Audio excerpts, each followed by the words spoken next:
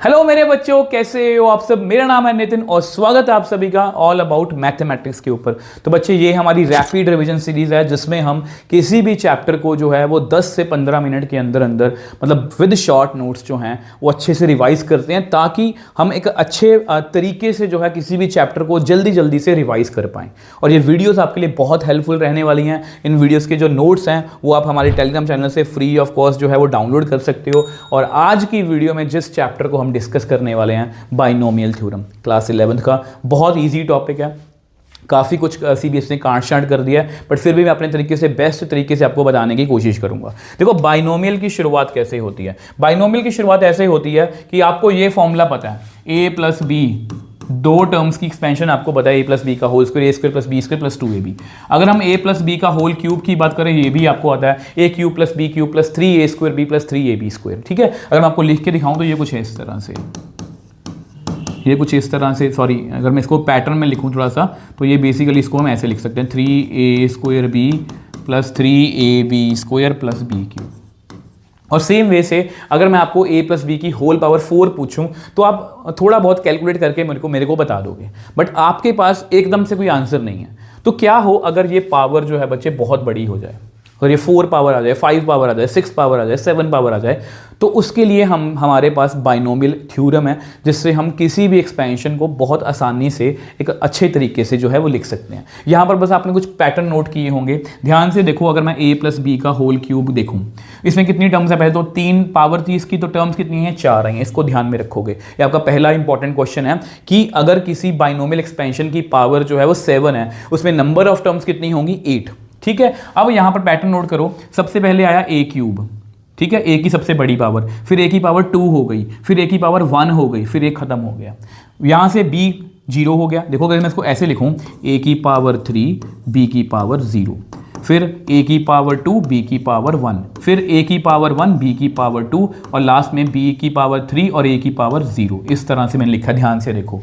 ठीक है, अब सिर्फ बेसिकली अब हमें ये देखना कि ये 3 और 3 कहाँ से आते हैं। ठीक है, ये पैटर्न नोट कर लिया आपने, तो ये देखो जी। अब आज के बाद आप याद रखोगे, जब अगर मैं a प्लस बी की पावर n की एक्सपेंशन की बात कर रहा हूँ, तो nc0 से स्टार्ट करेंगे। यहाँ पर कैसे स्टार्ट करेंगे, 3c0 a की पावर 3, 3c1 a की पावर 2 b की पावर 1, 3c2 a की पावर 1 b की पावर 2, 3c3 अपने आप खत्म हो जाएगा। मतलब इसमें याद करने वाली कोई बात नहीं है कि इतना बड़ा फॉर्मूला है, कुछ नहीं है। इसको ऐसे समझ के देखो, nc0 a की पावर n b की पावर 0, फिर nc1 a की पावर n माइनस 1 कम हो गई, b की पावर 1 बढ़ गई, nc2 a की पावर 2 कम होगी, मतलब n माइनस 2, फिर b की पावर 2 बढ़ गई, ncn a की पावर 0 b की पावर n। इस तरह से याद रखना है। अगर हम b को बाय चांस माइनस b से रिप्लेस कर देंगे, तो याद रखना यार, जितने भी ऑड हैं, जैसे nc1, ये b की पावर 1 है ना, तो यहाँ माइनस आएगा, स्क्वायर में पॉजिटिव ही रहेगा, अगर क्यूब आएगा तो माइनस आएगा, 4 में प्लस आएगा, 5 में माइनस आएगा। यहाँ पर मैंने इसको ऐसे ही छोड़ दिया,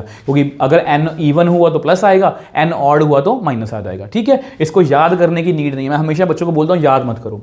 अगर मैं a को 1, स्पेशल केस है, अगर मैं a को 1, अगर इसको याद ना भी करो कोई चक्कर नहीं, a को 1 और b को x, तो यहाँ पर बेसिकली a का मतलब 1 है ना, तो 1 की पावर मैंने लिखी नहीं होगी। 1 की जितनी मर्जी पावर हो, सोच के देखो, यहाँ पर अगर मैं 1 लिख दूँ, 1 की पावर n माइनस 1, 1 की पावर n माइनस 2, कोई फर्क पड़ेगा नहीं, इसलिए 1 को लिखा ही नहीं। nc0 nc1x nc2x square ncn x की पावर n। और सेम वे से अगर मैं b को माइनस x लिख दूँ, तो जितने भी ऑड है वहाँ पर माइनस आ जाएगा, और जितने भी इवन है वहाँ पर प्लस रहेगा। तो यही बस आपको याद करना है बाइनोमियल में। ठीक है, अब आगे जी आपकी कुछ काम की बातें जो आपकी बुक में तो हैं कहीं ना कहीं, बट मैं हमेशा इकट्ठे करके लिखता हूं। जो मैंने आपको पहला क्वेश्चन बताया था, पावर ऑफ, अगर पावर बाइनोमियल एक्सपेंशन की 1n है, तो उसमें नंबर ऑफ टर्म्स कितनी होंगी, n प्लस 1। ठीक है, और यहाँ पर हमेशा a डिक्रीज करता है, b इंक्रीज करता है, ये आपको पता है। ये पास्कल ट्रायंगल रूल है। इसमें क्या होता है, यहाँ 1 से स्टार्ट करते हैं। बेसिकली ये ऐसे स्टार्ट होता है, a प्लस बी की पावर 0 है, ये 1 आ गया, a प्लस बी की पावर 1, इसमें इसका कॉफिशिएंट कितना है, 1, b का कॉफिशिएंट कितना, 1।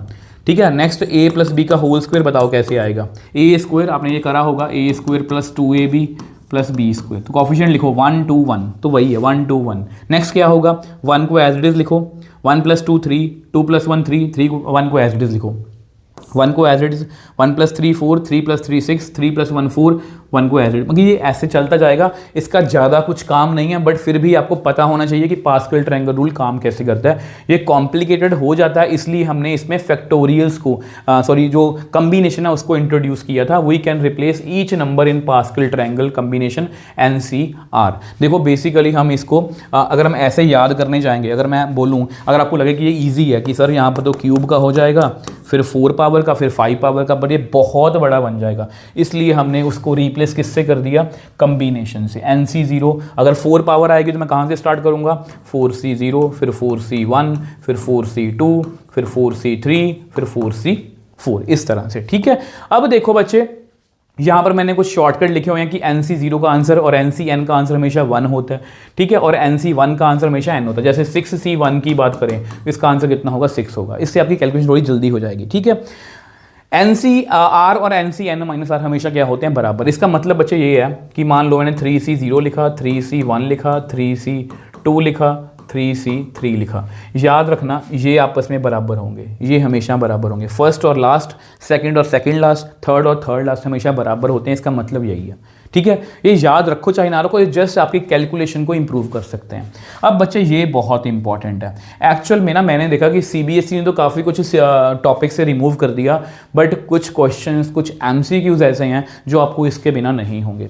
ये बेसिकली a + b की पावर की n की एक्सपेंशन ये रही। आपको पता है NC0 a की पावर n, NC1 a की पावर n - b, सब कुछ आपको पता है। अगर इसको मैं जर्नल टर्म में लिखूँ, ये लिखा है मैंने, समेशन NCR। अगर आप r को 0 फिल करो तो NC0 a की पावर n, b की पावर 0।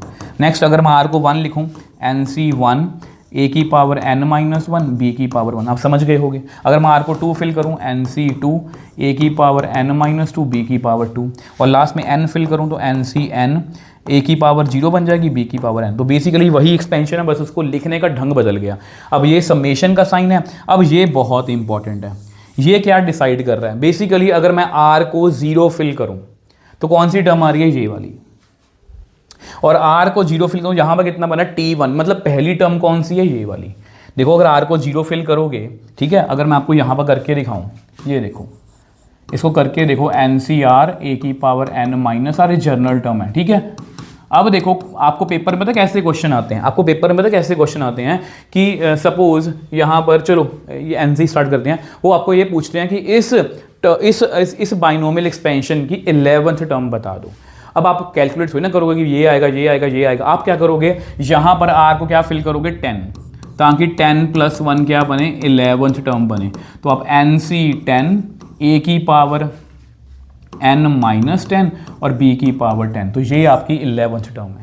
इस तरह से पेपर में क्वेश्चन आ सकते हैं कि 11th और 12th टर्म बराबर है, तो x की वैल्यू बता दो। 11th टर्म जो है उसका कॉफिशिएंट बता दो, उसका कॉफिशिएंट कितना है, ये वाला। तो इस तरह से काफ़ी क्वेश्चंस आपको आ सकते हैं। अगर मैं क्वेश्चंस की बात करूं तो बच्चे इसमें ये वाला क्वेश्चन बहुत, देखो सिंपल, एक तो एक्सपेंशन करनी आपको आनी चाहिए 6 पावर की, 7 पावर की।